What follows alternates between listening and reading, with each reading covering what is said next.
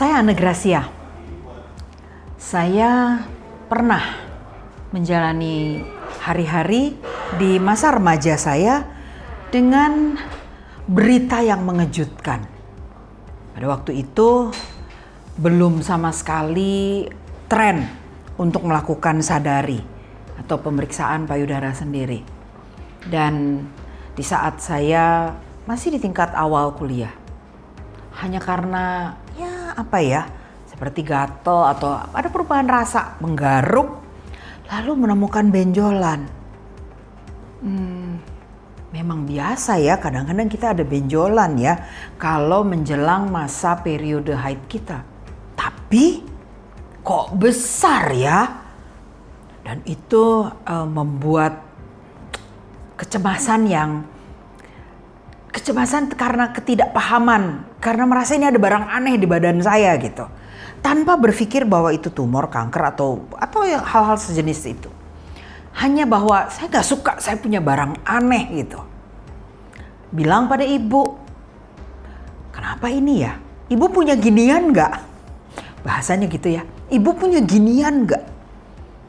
Lalu ibu terkejut dan sudah cenderung mau menangis. Saya pikir, kenapa ya ibu sampai seemosional itu? Saya padahal sudah ada di usia yang bukan remaja lagi dong ya sebetulnya, karena udah kuliah tingkat awal. Nah, ke dokter lah kita. Begitu sampai di dokter, ternyata dia memutuskan segera harus dibuang sebuah benjolan yang bahasa dia seperti bakso. Bakso apa kita bilang itu? Kami pernah berkunjung dan tinggal di daerah Sulawesi Selatan. Di sana baksonya kecil-kecil, nggak masalah dong ya. Ternyata enggak, yang dimaksud adalah bakso Jakarta gitu ya. Yang gede-gede baksonya. Atau tepatnya segede bola pingpong, besar sekali. Dan selesailah itu dioperasi. Namun panjang rupanya ceritanya, tidak sampai di situ. Karena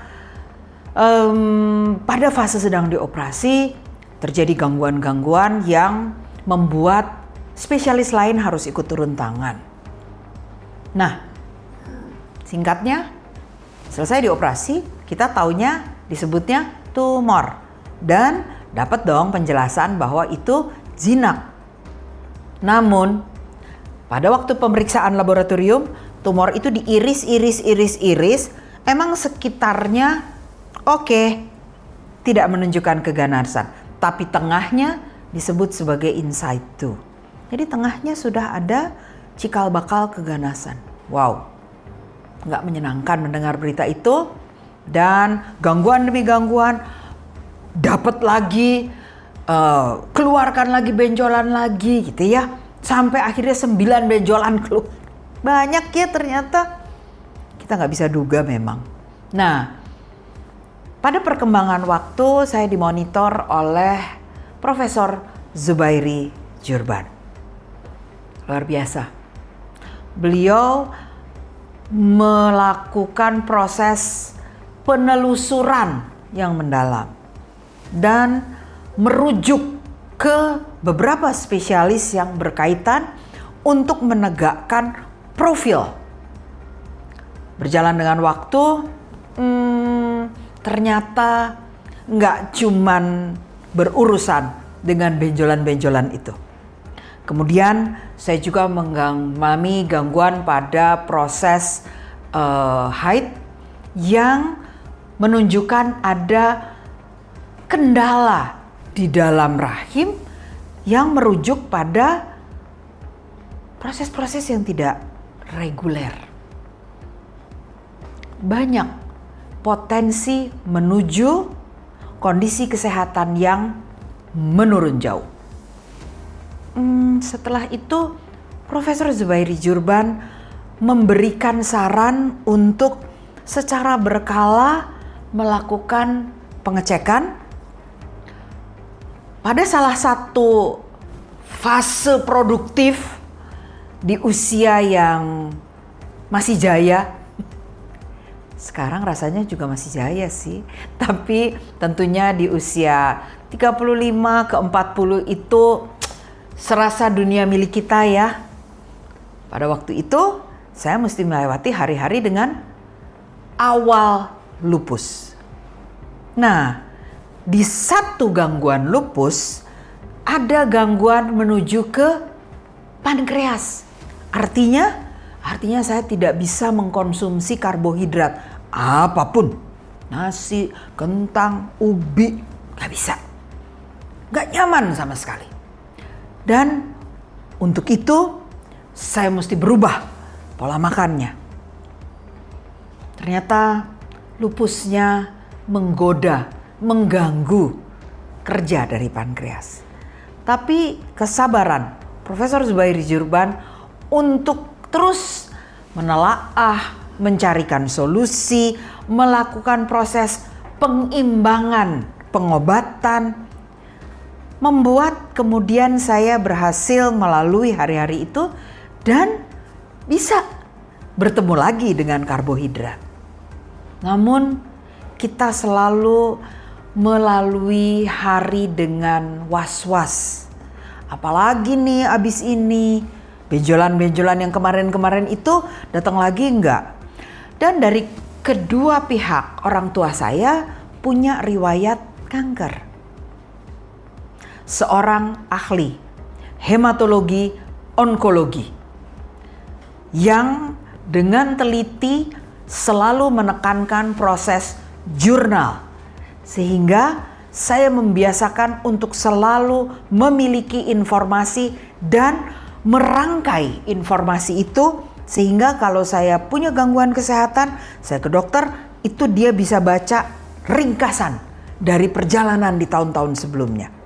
Itu Profesor Zubairi Jurban. Nah, pada satu kesempatan kami menemukan ada informasi baru tentang proses screening. Dan proses screening ini ternyata bahkan melakukan pengecekan di belakang fase deteksi dini atau mendahului proses deteksi dini. Karena kalau deteksi dini seperti yang pada saya sadari, pemeriksaan payudara sendiri ketemu benjolan, belum jadi kanker, sudah bisa diatasi. Namun sudah ada benjolan. Saya sangat bersyukur karena kalau di saya deteksi dininya betul-betul dini. Karena kankernya masih ada di dalam banget. Belum sama sekali merajalela dan itu membuat saya masih bisa melewati periode tanpa kanker yang menyebar kemana-mana. Apa semua begitu? Tidak. Banyak sahabat-sahabat dengan kanker yang bertemu pada ruang tunggu pemeriksaan Prof. Zubairi itu menunda waktu untuk datang sehingga yang liar di dalam sudah keluar. Bahkan kadang-kadang sudah merebak kemana-mana. Sudah sampai pada kondisi yang disebut secara medis metastase. Nah, dengan mengenal Cancer Differentiation Analysis, saya melakukan pemeriksaan pertama di Indonesia. Dan hasilnya, saya dinyatakan punya risiko kesehatan yang akan menurun menuju kanker. Dan dengan full screening CDA dapat dikatakan penjurusan, bukan penegakan diagnosa ya. Karena CDA ini bukan untuk diagnostik. Ingat, ini buat screening. Nah, dia mengatakan penjurusannya adalah kemungkinan ke arah pencernaan. Nah, pencernaan saya kan yang gara-gara lupus pankreas ya. Maka Prof. Zubairi segera minta untuk pengecekan lanjut.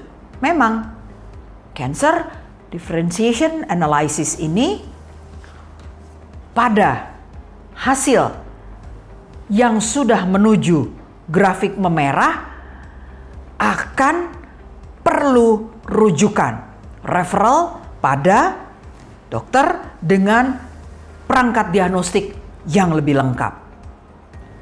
Dan waktu dilakukan, yes, slightly elevated. Apa tuh artinya? Peningkatan awal yang kalau kita periksa pada sekedar medical check up kanker, belum akan dinyatakan kamu kanker. Tapi dari sini saya tahu bahwa sel-sel saya sudah mulai berubah perilakunya. Sudah mulai liar membelah. Belum liar menjadi ganas, tapi liar membelah. Selama 3 bulan, saya melakukan perubahan pola hidup, memperhatikan betul bagaimana pankreas dan liver, hati harus diberikan relief, penurunan kerja. Dan sesudah itu saya cek ulang.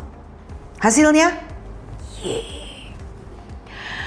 saya sekarang berada pada posisi menuju ke low risk, sehat dong, bebas dari sel-sel yang nakal. Artinya perilaku selnya sudah bisa dikendalikan lagi dengan pola hidup yang ada. Maka sahabat sehat Dayan, saya beruntung punya seorang dokter yang menjadi keluarga dan sahabat yang terus menerus menelusuri, meminta saya untuk mendata gejala yang dirasakan, apa pemicu kalau saya mengalami perubahan kesehatan, apa saja gejala pada perubahan kesehatan yang menonjol sehingga saya tidak bisa melakukan aktivitas, dan obat-obatan apa yang biasa saya pakai, serta diet apa yang harus spesifik saya lakukan dan sudah pernah saya coba lakukan, dan apa hasilnya. Ternyata proses menjurnal itu menolong sekali, ditambah teknologi baru ini yang sekarang sangat membantu untuk membuat saya yakin saya berada dalam kondisi bebas kanker. Semoga Anda semua juga bisa mendapatkan kegembiraan yang saya alami dan memiliki semangat di usia sedikit lagi jelang 60 dan akan terus berkarya untuk semua supaya generasi berikutnya dapat memiliki hari-hari yang betul sehat, memiliki stres hanya di level motivasi, itu kata beliau, serta selalu membuat jurnal untuk memiliki profil pribadi sehingga hingga akhir waktu kita nanti kita bisa kembali pada pencipta kita, bukan karena derita dan sakit, melainkan hanya karena kita sudah waktunya. Marilah jaga kesehatan Anda dan semangat. Salam sehat, sahabat Dayan.